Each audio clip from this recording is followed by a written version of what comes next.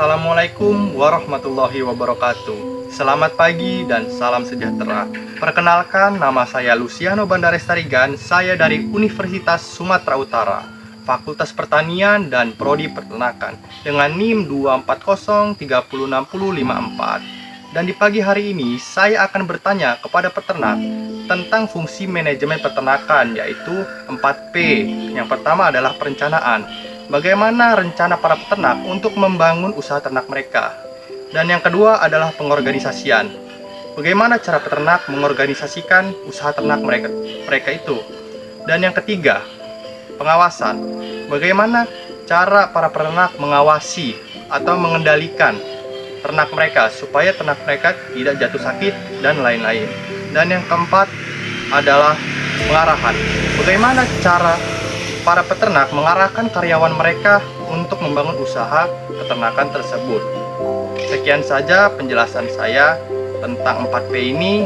Tanpa berlama-lama lagi, langsung saja kita pergi ke tempat peternak yang akan kita wawancarai.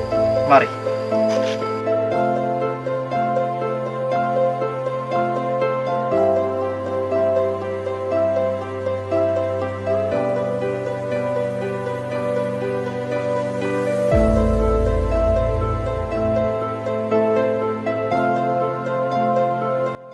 Pak, nama saya Luciano Bandares Tarigan. Saya dari Universitas Sumatera Utara ingin menanyakan beberapa tentang fungsi manajemen peternakan kepada Bapak.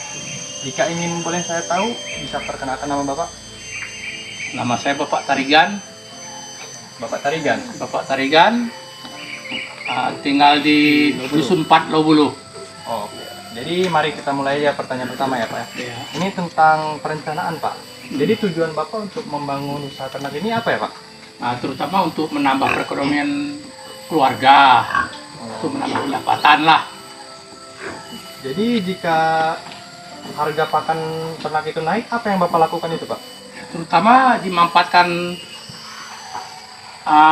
pakan-pakan yang ada di sekitar kami seperti buah-buahan atau ubi sama daun talas.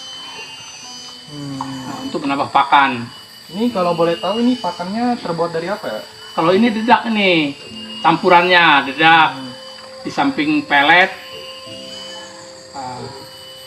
Jadi bagaimana Bapak mengembangkan usaha Bapak ini untuk kedepannya? Cara mengembangkannya ini terutama kan ya karena terkendali modal ya. Pertama mulai dari memiara dulu lah, memiara induk untuk bisa mendapatkan anak, supaya bisa berkembang untuk menambah perekonomian keluarga. Jadi kita masuk ke pengendalian nih Pak. Jadi pengukur indikator Bapak apa itu keberhasilan Bapak indikatornya? Untuk mengukurnya terutama untuk kesehatan ternak itu kita harus bersih. Untuk memberi makannya itu terjadwal dan menambah vitamin dan selalu dikontrol kesehatannya. Kalau cara mengatasi permasalahan yang akan terjadi gimana tuh Pak? Misalnya babinya sakit atau gimana? Itu jauh-jauh hari kita harus membersihkan kandang untuk menjaga supaya jangan terjadi ya sakit gitu. Kita harus selalu bersih. Harus memandikannya sehari paling tidak sekali. Wajib. Apakah Bapak bisa mencontohkan pemandian babi ini Pak? Oh, bisa. Silakan Pak.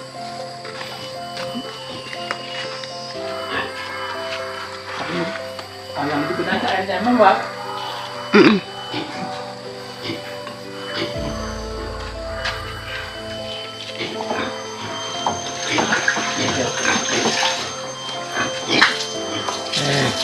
Tentunya supaya dia segar tuh,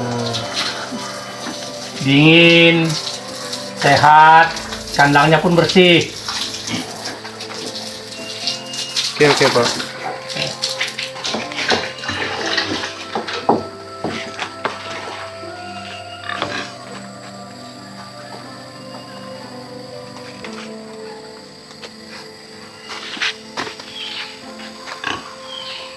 Jadi semakin bersih kandang juga semakin meningkatkan kualitas produk dari ternak Bapak ini ya Pak ya? Ya.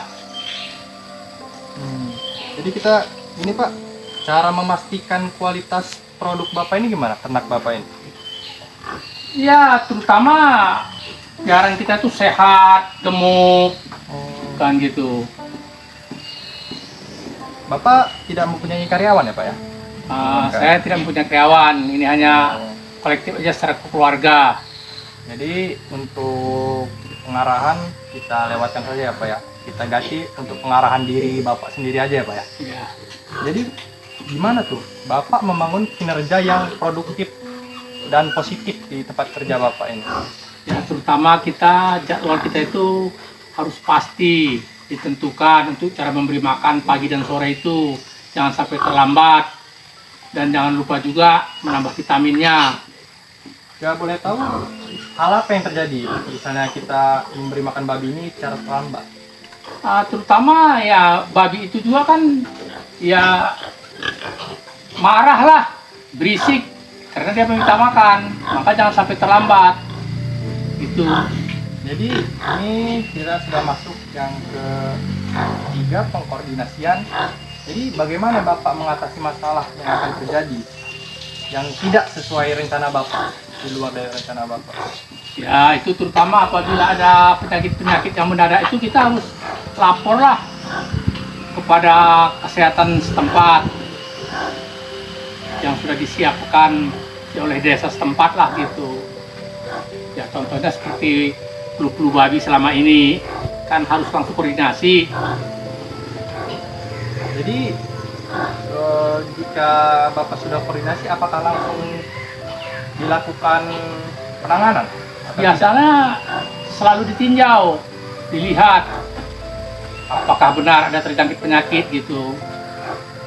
Jadi apakah selalu meninjau atau dilaporkan dulu baru meninjau? Nah, biasanya kadang-kadang sering juga dia datang kemari gitu untuk memperhatikan peternak lah gitu. Jadi selain itu bagaimana juga Bapak mengatur kegiatan dan sumber daya peternakan ini? Soalnya seperti pemilihan bibit, bagaimana itu Pak? Terutama kita memilih bibit itu yang bagus, terutama untuk bibit itu biasanya kami memilih induk yang baik agar nanti anak-anaknya juga yang dilahirkan itu kan baik gitu. Gimana sih Pak contoh induk yang baik itu?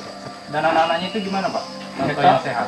Contohnya inilah yang sehat ini nih. Coba bisa Nih. dijelaskan. Anak babinya lagi menyusui. Ini terutama kan sehat dia nih. Benar-benar sehat ya Pak? Benar-benar sehat. Minum susunya pun lancar.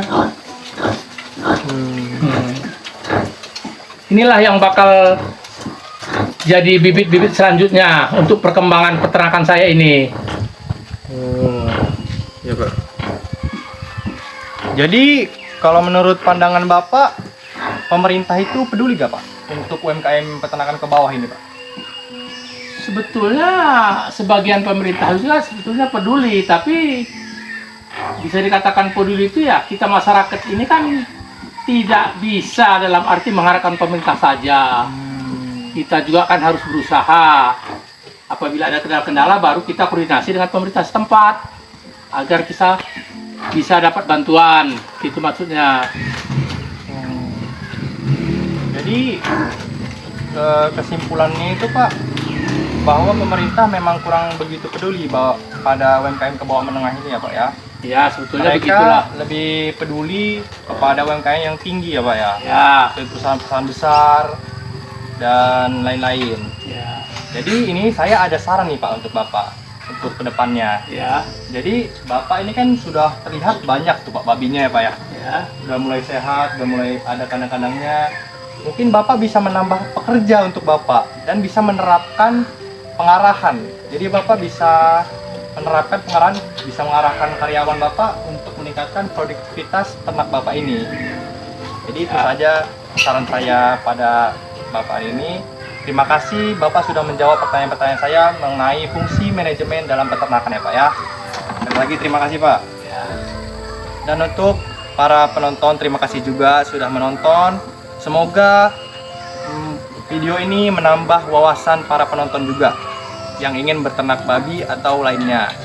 Sekian dari saya Luciano Benarestarigan dari Fakultas Pertanian Prodi Peternakan Universitas Sumatera Utara. Izin pamit dan sekian, terima kasih untuk yang menonton.